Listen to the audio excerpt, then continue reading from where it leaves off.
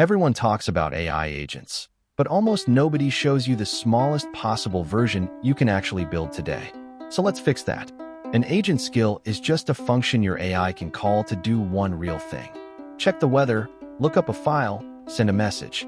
That's it. No magic. Here's your concrete first step. Open your code editor and create a single Python function. Give it a clear name, like get_time, and have it return the current time. Then write a short description in plain English. Returns the current time. That description is what the AI reads to decide when to use your tool. Next, register that function with your agent framework. Most of them, like the OpenAI SDK or LangChain, just want a list of tools. You pass your function in, and now the model can call it. Test it by asking your agent, what time is it?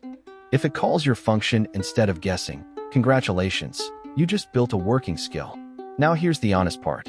This won't make you rich overnight, and anyone promising that is selling something. But learning to wire real tools into an agent is a genuinely valuable skill. Small businesses pay for automations that save them hours. Freelancers ship these as micro-features. The income is a consequence of being useful, not a shortcut. So today, build the smallest thing that works. Then add a second tool tomorrow. That's how real builders start. If this helped, subscribe.